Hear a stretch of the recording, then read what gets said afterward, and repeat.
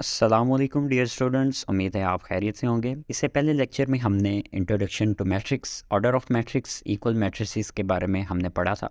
इस वीडियो में हम एक्सरसाइज नंबर 1.1 सॉल्व करेंगे। इस एक्सरसाइज का क्वेश्चन नंबर 1 है, find the order of the following matrices. हम इधर सबसे पहले ए मैट्रिक्स ड्रा करते हैं। ए इज इक्वल टू 2 3 -5 6। अब इसका ऑर्डर क्या होगा? जिस तरह से हमने पहले लेक्चर में देखा था कि ऑर्डर ऑफ मैट्रिक्स से क्या मुराद है कि एक मैट्रिक्स के अंदर रोज कितनी हैं और कॉलम्स कितने हैं। अब इस ए मैट्रिक्स में हमारे पास 2 रोज हैं और 2 कॉलम्स हैं, तो इसका मतलब इसका ऑर्डर ऑफ मैट्रिक्स क्या हुआ? 2/2। सेम एज हमारे पास बी मैट्रिक्स है 2 0 3 5। इसका ऑर्डर क्या होगा? इसमें भी 2 रोज हैं और 2 कॉलम्स हैं, तो इसका ऑर्डर भी 2/2 होगा। जो पहला नंबर है ये रोज को शो करता है और जो दूसरा नंबर है ये कॉलम्स को शो करता है। इसी तरतीब के साथ आपने नेक्स्ट क्वेश्चन भी करना है। इसी तरह हमारे पास सी एक मैट्रिक्स है। सी इज इक्वल टू 2 4। अब इसमें रोज कितनी है? 1 रो है और 2 कॉलम है, तो इसका ऑर्डर ऑफ मैट्रिक्स क्या बनेगा? 1/2। इसी तरह हमारे पास एक डी मैट्रिक्स है 4 0 6। अब इसमें रोज कितनी है? 1 2 और 3 रोज हैं और कॉलम्स कितने हैं? एक ही कॉलम है, तो इसका ऑर्डर ऑफ मैट्रिक्स क्या बनेगा? 3/1। इसी तरह हमारे पास ई मैट्रिक्स है। E matrix A D B E C F. अब इसके अंदर रोज कितनी? रोज 3 हैं और कॉलम्स 2 हैं, तो इसका 3/2 ऑर्डर बनेगा। नेक्स्ट हमारे पास मैट्रिक्स है एफ इज इक्वल टू 2। तो ये भी एक मैट्रिक्स है। इसका मतलब इसका ऑर्डर ऑफ मैट्रिक्स क्या बनेगा? इसके अंदर रोज कितनी है? 1 और कॉलम कितने हैं? 1, तो इसका ऑर्डर ऑफ मैट्रिक्स 1/1 बनेगा। इसी तरह हमारे पास ये जी मैट्रिक्स है। इसके अंदर 3 रोज और 3 कॉलम्स हैं, तो ऑर्डर ऑफ मैट्रिक्स इसका क्या होगा? 3/3। इसी तरह हमारे पास एक एच मैट्रिक्स है 2 3 4 1 0 6। इसका ऑर्डर क्या बनेगा?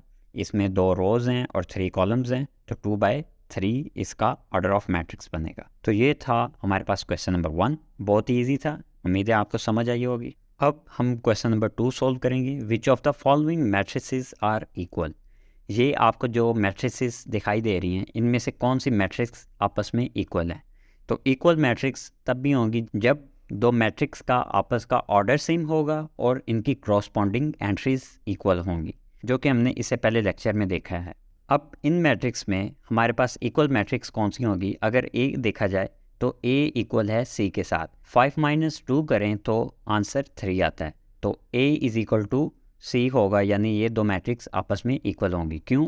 ए का ऑर्डर और सी का ऑर्डर भी सेम है, जो ए का एलिमेंट है वो ही सी का एलिमेंट है। इसी तरह अगर बी मैट्रिक्स देखें, बी मैट्रिक्स 3 5 है, तो कोई ऐसी मैट्रिक्स नहीं है जो बी के इक्वल हो। अब आपके माइंड में आ रहा होगा कि डी बी के बराबर होगा, लेकिन ऐसा नहीं है। क्यों? बेशक इन दोनों का ऑर्डर सेम है, जो ऑर्डर बी का है वही ऑर्डर डी का है, यानी बी का ऑर्डर देखा जाए तो 1/2 है। इसी तरह डी का ऑर्डर देखा जाए उसका भी 1/2 है, लेकिन इनकी क्रॉसपॉन्डिंग एंट्री सेम नहीं है। यानी बी का जो पहला एलिमेंट है वो 3 है, लेकिन डी का वही पहला एलिमेंट 5 है, तो ये आपस में इक्वल मैट्रिक्स नहीं है। डी और आई का अगर देखा जाए तो ये आपस में इक्वल हैं। क्यों? अगर आई इज इक्वल टू 3 और 3 + 2 को अगर हम 5 कर दें तो ये डी और आई आपस में इक्वल मैट्रिक्स बन सकती हैं। इसी तरह ई और एच ये आपस में इक्वल मैट्रिसेस हैं, जो ऑर्डर ई का है वही ऑर्डर एच का है, और दोनों की क्रॉसपॉन्डिंग एंट्रीज भी सेम है। यानी अगर ई का जो फर्स्ट एलिमेंट 4 है तो एच का भी फर्स्ट एलिमेंट 4 है।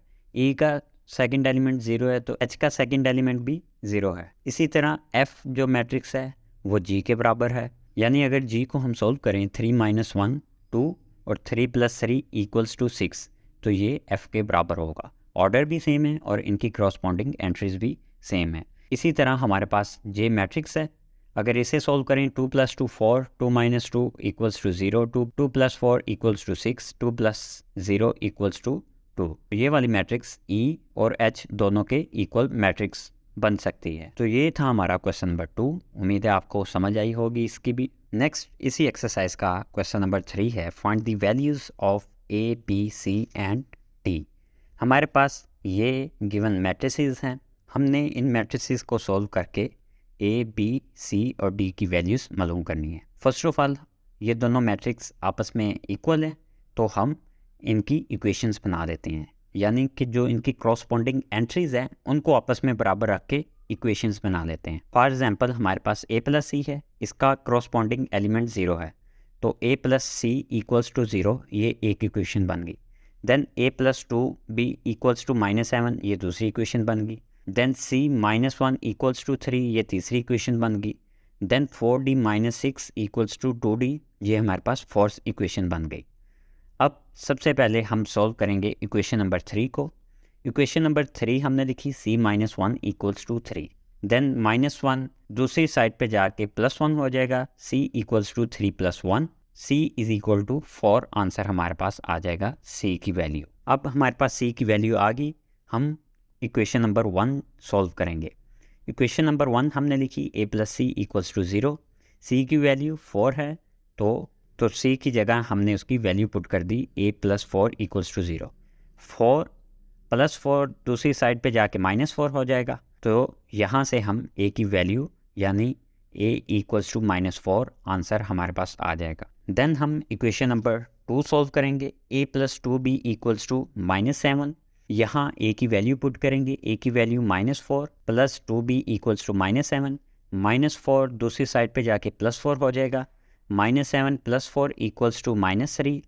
देन 2b के साथ मल्टीप्लाई हो रहा है, तो दूसरी साइड जाके यानी -3 के साथ 2 डिवाइड हो जाएगा। इस तरह से हमारे पास b की वैल्यू -3/2 एज आ आंसर आ जाएगी। देन इक्वेशन नंबर 4 हम सॉल्व करेंगे। इक्वेशन नंबर 4 क्या है?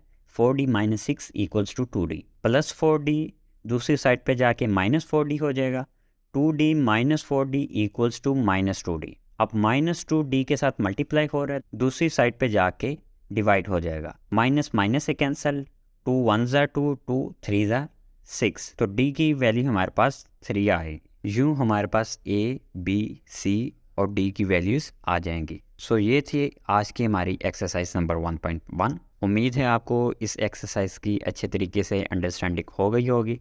आज के लेक्चर में हमने 3 क्वेश्चन सॉल्व किए हैं। पहला क्वेश्चन ऑर्डर ऑफ मैट्रिक्स के रिलेटेड था, दूसरा क्वेश्चन इक्वल मैट्रिसेस के रिलेटेड था, और थर्ड क्वेश्चन में हमने a, b, c और d की वैल्यूज़ मैट्रिसेस को यूज़ करते हुए मालूम करनी थी। सो इससे नेक्स्ट लेक्चर में हम मैट्रिक्स की कुछ टाइप्स डिस्कस करेंगे। देन उससे नेक्स्ट लेक्चर में हम एक्सरसाइज 1.2 सॉल्व करेंगे। अपना ख्याल रखिएगा। अल्लाह हाफ़िज़।